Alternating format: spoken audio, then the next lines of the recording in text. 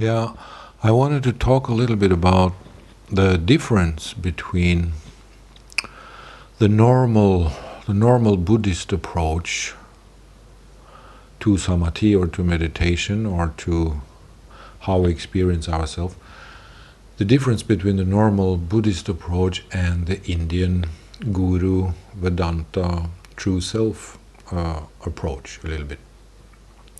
If I'm a Buddhist, I will see myself as someone who wants to do vipassana meditation.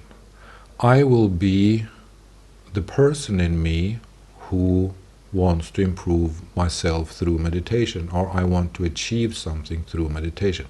I am the thing in me who wants to achieve improvement through meditation or through insight meditation, through vipassana, through liberation, through enlightenment, through whatever that the Buddha or the Dhamma that is not me but outside of me can give me.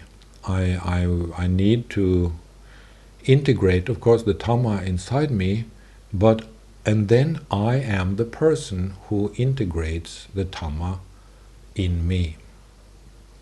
Which means that I am something or someone inside me who does something, or I am something inside me who is something.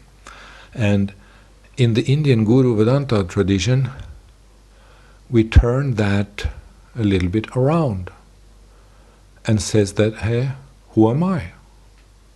Who am I who can see this? Who am I who can see that I see this? Who am I that can see that I am me or someone who wants to improve himself through meditation or through Buddhism or through a Dhamma knowledge that purifies or improves the world or my mind or me or people, culture, society. Of course, the Dhamma is the knowledge about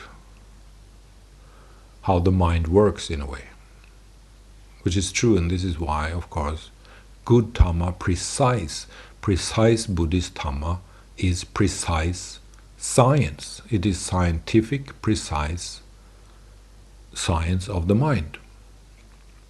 But in the Indian Vedanta Guru tradition, there is no mind, or the mind is the illusion.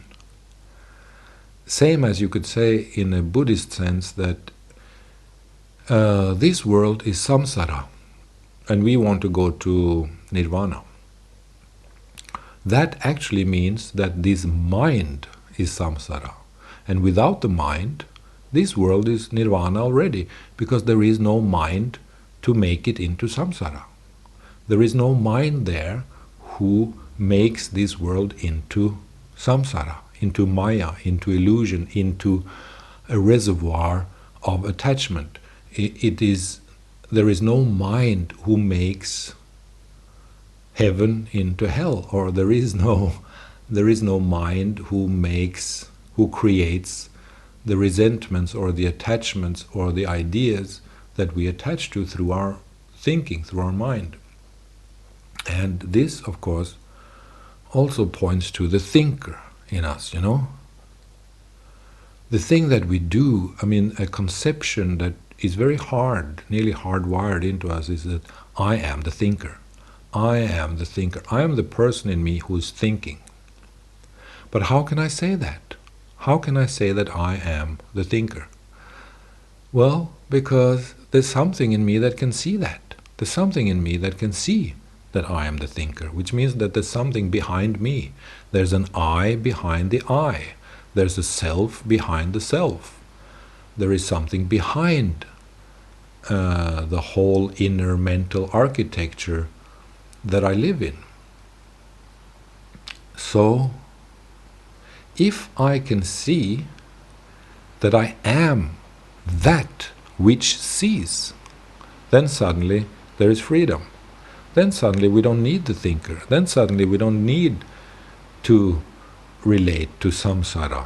Because actually, if we really merge and become that in us that sees, then there is no more samsara, then there is nirvana in a way, because there is no more thinker, there is no more mind to make this world into samsara.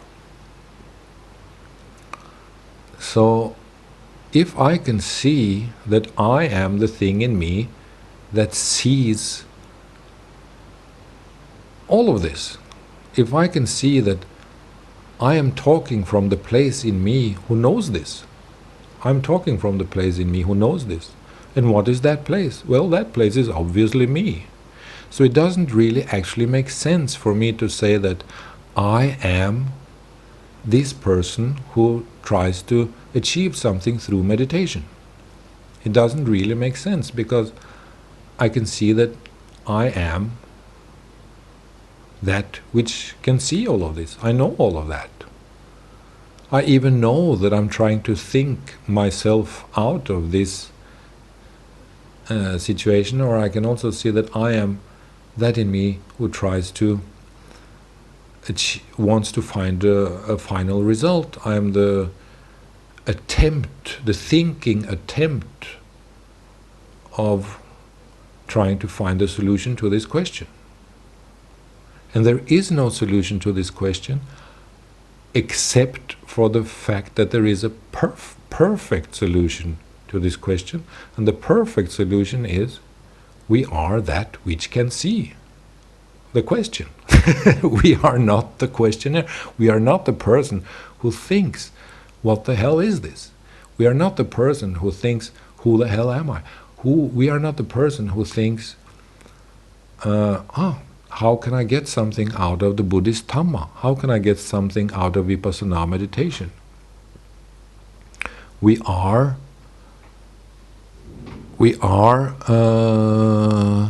that which can see this. So a little bit as Nisargadatta Maharaj says, I am that. I am that which can see. Or actually he says that I am Parabrahman, I am the unborn, but that is actually nearly the same thing, because Parabrahman and the unborn is the thing in us that can see. Or it is what makes sight possible. Parabrahman, or the ultimate principle, the thing that we are ultimately at our true core essence level, is what comes prior to our birth as this. So we are not this, we are that which can see this. And that's the difference. We are not this, we are that which can see this. And that turns the whole thing around a little bit, and it puts the identification process in a completely different perspective, because suddenly we become at one with our own true essence, which means the thing in us that can see all of this. And then we can stop to identify with that which we think that we are. And if we think that we are a person who wants to get a result, or if we think that we are a person who wants to get this or that out of the world, or out of ourselves, or out of other people, or out of... If we want to have a result, or achieve something, or get something from somewhere or from someone, then we live inside the incarnation of ourselves that we create ourselves. Then we live in the thought of what we are. I mean, then we live inside the product that we have made ourselves into. But we can see that product. I am that which can see the product self in me. I am that in me which can see that which I make myself into with my own mind. So when we see that we are that, when I see that I am the source of all this, when I see that I am the source that sees all of this, then actually there's no more need for the thinker. There's no more... The thinker has lost its function. There's no... It's not necessary for the thinker to operate, because there is no more questions to solve. There are no more questions to to see or to discover, because I am the source who can see all of this. I'm not the thinker who wants to have an answer to that question.